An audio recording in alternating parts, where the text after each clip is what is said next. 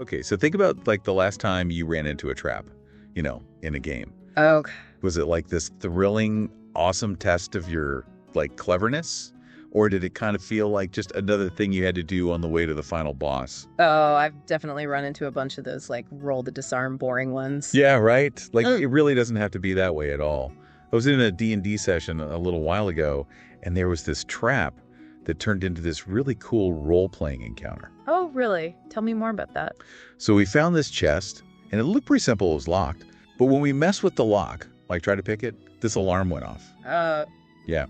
And it was magic. It like summoned this guardian like a ghost. well, that sounds like trouble. Yeah, it was. But instead of just attacking us, the guardian started like testing us, asking us all this stuff about the local history and lore. Yeah. Said we couldn't pass unless we proved we were, worthy. Wow. That's so cool. It's like it takes a normal trap and makes it into this test of knowledge and like role-playing skills. Exactly. It got me thinking about how much potential there is to make traps, more engaging and meaningful. Yeah, it's like instead of just a boring hallway, it's like a secret passage full of riddles and challenges. I like that. And speaking of finding those hidden depths, today we're diving into this article from LitRPG Reads. It's all about designing, better D&D traps. Awesome. Let's get into it. So the article's really focused on this idea that traps can be and should be way more than just obstacles. Yeah, for sure. They can be tools for, storytelling, world building, even like character development. Like, for example, instead of just having a journal entry that says how clever a villain is, you could have a trap that shows how clever they are, firsthand. Right, like all these locks and stuff that are, super complicated and make the players really work for it. Exactly. It makes the players have to think like the villain does, get inside their head. Yeah. And just adds a whole other dimension to the encounter. Totally. And it makes it like really tense and suspenseful. Like, are you going to make the wrong move and like trigger some horrible thing? And that suspense can really make things better, not just for combat encounters, but also for exploring and solving problems, Definitely. Imagine a temple that's falling apart and it's filled with traps.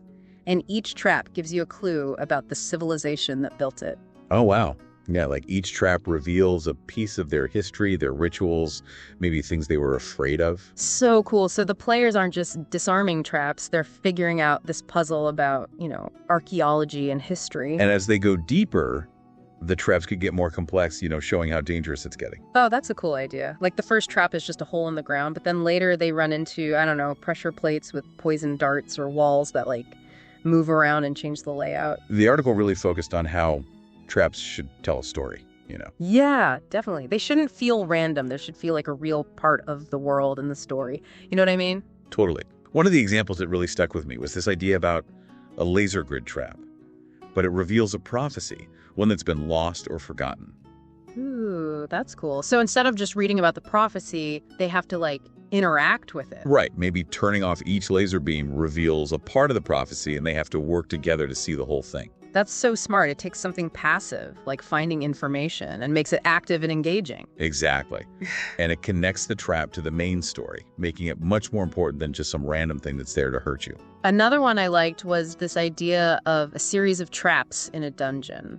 Oh. And they're like the trials that some legendary hero had to go through. Yeah, that's awesome. It's like you're walking in that hero's footsteps, facing the same challenges they did hundreds of years ago. Exactly. Maybe each trap is like a puzzle or a fight, and it reflects a part of the hero's legend, Maybe they even find clues or journal entries that were left by the hero.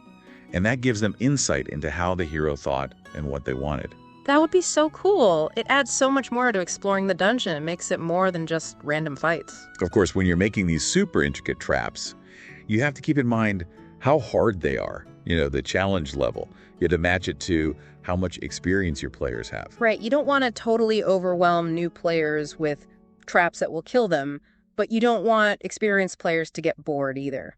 The article had some really good advice for finding that balance, Yeah, like for new players, maybe simple traps, ones that they can see pretty easily. Yeah, like a bridge that's about to fall apart or a door with a simple lock. Yeah, those teach the basics of how to find and disarm a trap, but they don't make it too hard for new players. But once players have more experience, you can make things more complicated, traps with many layers, that make them think strategically and solve problems. Right, like a room with pressure plates and levers, and if you mess with one, it changes things somewhere else in the room. Or a bunch of locked doors, and each one needs a different key or solution, and they have to be done in order to... Oh, I like that. That makes the players work together and talk to each other to figure it all out. And then for the really experienced players, you could have puzzles that need them to know specific spells or the history of the campaign setting, Yeah, like a magic barrier that only goes down if you say the right words, and you can only find those words in some old book. Or a trap that you can only disarm if you use some rare item, or if you do a ritual based on local folklore or something. Awesome. Those traps reward the players who really pay attention and who have learned all about their characters and their abilities. One of the things I really liked about the article was how much it talked about letting the players be creative. Yeah, me too. It shouldn't be about finding the one right answer. It should be about letting the players try different things. Right. Instead of just assuming they'll try to disarm it, what about other ways to deal with a trap? Yeah, like maybe they could talk to whatever creature is trapped instead of fighting it. Or use an illusion to distract everyone while they sneak past. Or they could use the environment, like making a ceiling fall on the trap or setting it off from far away with an arrow or something. Yeah, you have to make traps that can be solved in different ways and reward the players for thinking outside the box. That makes the world feel more real. Like it reacts to what the players do. For sure. Plus, it can create some really memorable moments when the players come up with something you didn't even think of. Absolutely. Speaking of variety, the article also went into all the different kinds of traps you can use in your games. Oh yeah, it was like a whole list of awesomely deadly things. From basic pitfalls to super complicated magical traps. And they really brought them to life with examples. Like, one was this collapsing ceiling in an old tomb. The players have to run for cover while rocks and stuff are falling down around them. Oh, wow. That sounds like a good way to make it feel urgent and dangerous, like they're in real trouble. Yeah, and you can even use that to introduce environmental puzzles, like finding a safe place to stand or using magic to keep the ceiling from falling down. They also talked about magical traps, like these glyphs that are cursed and they're guarding a secret place. Ooh, I love those. They can be connected to the story of your world, like they're ancient curses or magical protections put there by powerful wizards. What if there are glyphs that make anyone who reads them go crazy? Or teleport people to random places? That's so cool. So they challenge the players not just physically, but also mentally. They have to figure out what the glyphs mean or find a way around them. And of course, we can't forget about psychological traps. Yeah, those ones are sneaky. They mess with the players' fears and insecurities. The article had this example of mirrors that show you your worst nightmares, so you have to face your inner demons, That's a great way to add some role-playing challenges and to explore the characters' backstories and what they're afraid of. Maybe one of the characters is terrified of letting their friends down, and the mirror shows them doing exactly that. Wow. That forces them to deal with that fear and prove that they can overcome it. Psychological traps can be really good at adding depth and emotion to encounters. For sure. They're not just about avoiding damage or solving puzzles. They're about dealing with personal challenges and making choices that can really affect their character. Speaking of consequences, the article also talked about how traps can be used to, control the pace of your campaign. I hadn't really thought of that before, but it makes sense. Instead of just being there randomly, traps can be put in certain places to change how the game flows. Like putting a really hard puzzle trap right before a boss fight to test the player's skills and see what they can do. It's like a mental warm-up before the big fight, right? It forces them to think strategically and maybe use up some spells or abilities before they face the big bad guy. That's a great idea. Or you could do the opposite. Put a really simple trap after a hard fight to give them a break. Right, like a hallway with a few pressure plates that shoot darks, just enough to keep them alert, but not enough to be a real threat. Yeah, that lets them rest and get ready for the next challenge. It's about creating a rhythm for the game, using traps to speed things up or slow things down and keep the players interested. I get it. Traps can be used to make things tense, create surprises, and even help the characters grow. The article even suggested adding things like NPCs, time limits, or moral dilemmas to trap encounters to make them even more dynamic. Oh, now that's where it gets really interesting. It takes a basic trap and makes it way more complex. Yeah, what about a trap that isn't just about disarming it, but also about talking to some kind of guardian creature who might let you pass? Oh, that opens up so many possibilities. The players could try to convince the guardian, offer it something, or even trick it. Or they could decide to fight their way through, but maybe that will have consequences later on in the game. It makes you think about what's right and wrong and forces the players to think about the consequences of their choices. They also talked about multi-stage traps. Like, the players think they're done, but then there's another part to the trap. Oh, those are fun. You think you've disarmed it, and then another trap appears and keeps the players on their toes. Like a treasure chest that looks harmless, but when you open it, there's poisonous gas and a bunch of spiders come out. It's like one of those Russian dolls, but deadly. It makes the players keep guessing, and when they finally beat the whole thing, it feels like a real victory. Yeah, it shows how creative the trap maker is, whether it's a villain in an ancient civilization or even just some mischievous fairy or something. One last thing the article talked about was how important feedback is, from the players when you're making and using traps. Oh, for sure. As dungeon masters, we can get so focused on our own ideas, but we have to remember that we're making this for the players. Yeah, their enjoyment is what matters most. And what they tell us can really help us make our traps better and more exciting. Instead of just hoping they'll like our super complicated death traps, we should ask them what they think and how they felt about the challenges. The article suggested having discussions after the game where everyone can talk about what they liked and didn't like about the traps. That's a great idea. It lets everyone communicate openly and makes the players feel like their opinions matter. Plus, it can help us learn how the players think and what kind of challenges they like the most. And it's not just about talking. You can also watch their body language during the game. If they're leaning forward, all excited and discussing strategies, then you know you're doing something right. Yeah, but if they're slouched back and rolling their eyes, maybe you need to rethink what you're doing. It's all about paying attention to the energy in the room and how the players are reacting.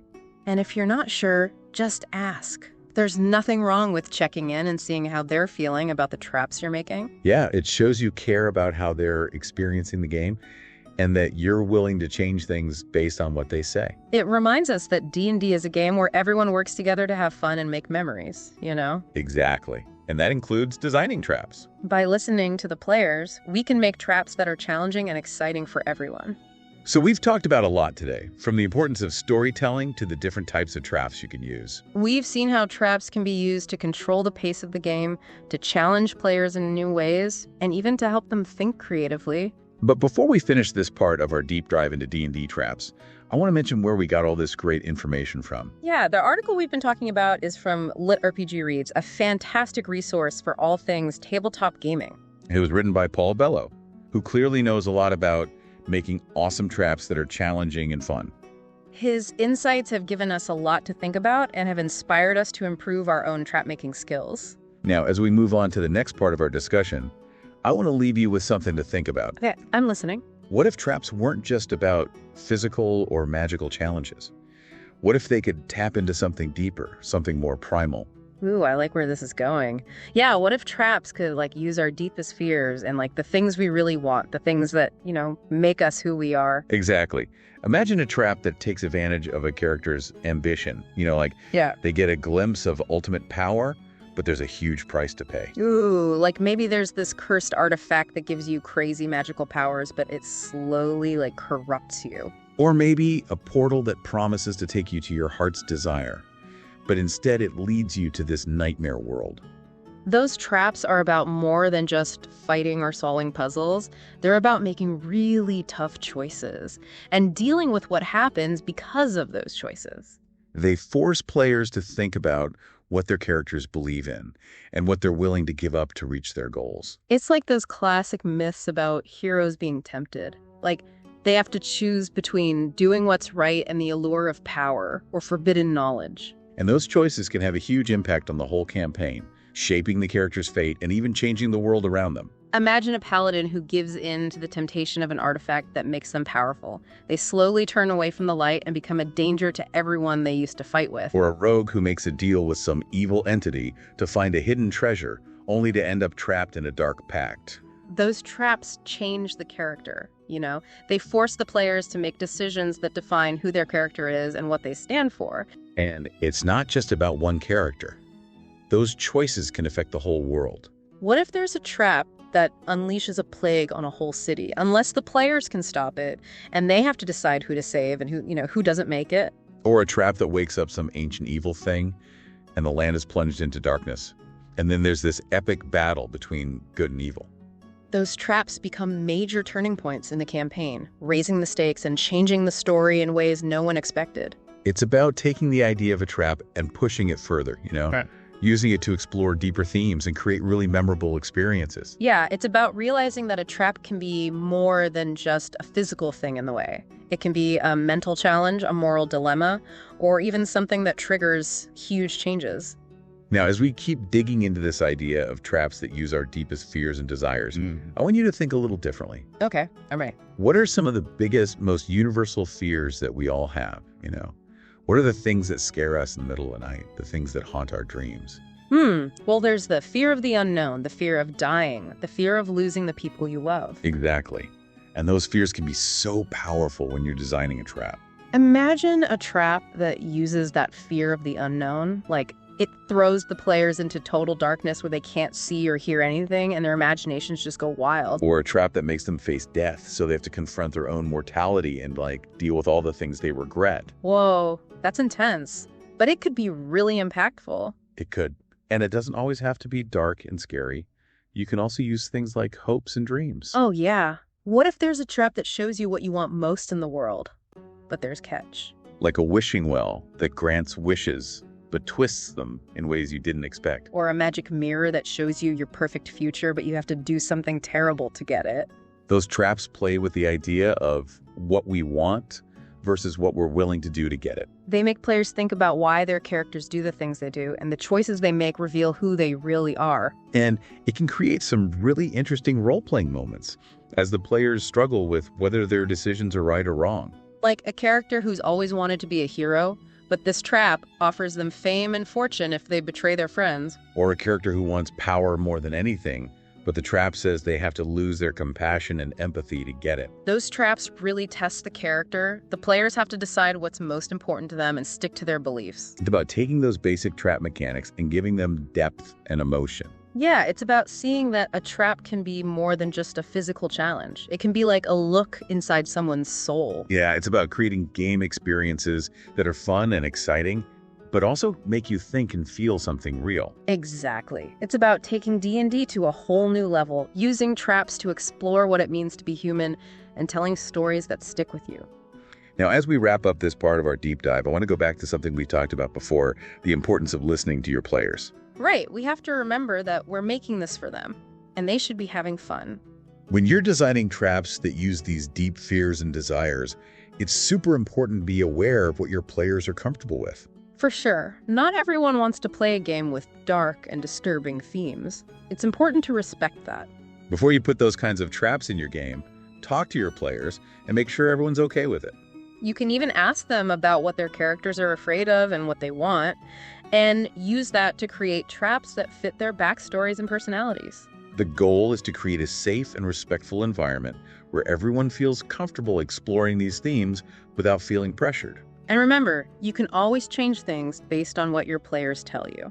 If a trap is too scary or disturbing, don't be afraid to tone it down or give them other ways to solve it. Yeah, you want everyone to have fun, and that might mean being flexible and listening to what your players need.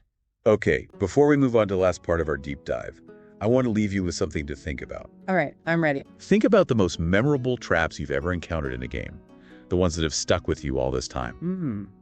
I'm trying to remember. What made those traps so memorable?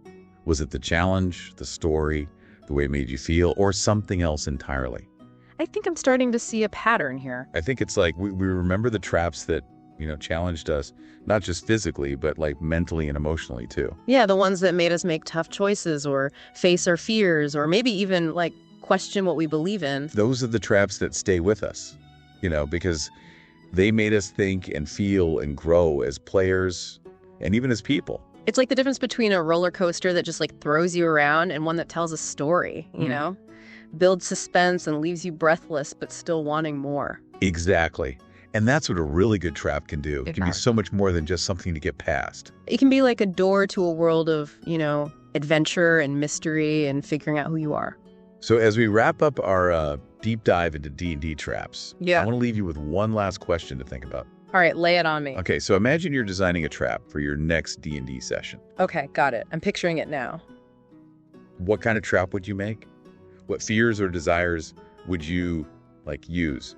What choices would you make your players face? Ooh, that's a tough one. Would you go for a classic physical challenge, like a puzzle that really makes them think, a psychological, thriller, or something totally different? Maybe I'd combine all of those. The possibilities are really endless. The only limit is, like, what you can imagine. And the best traps, are the ones that get your players involved on all those levels, challenging them physically and mentally and emotionally.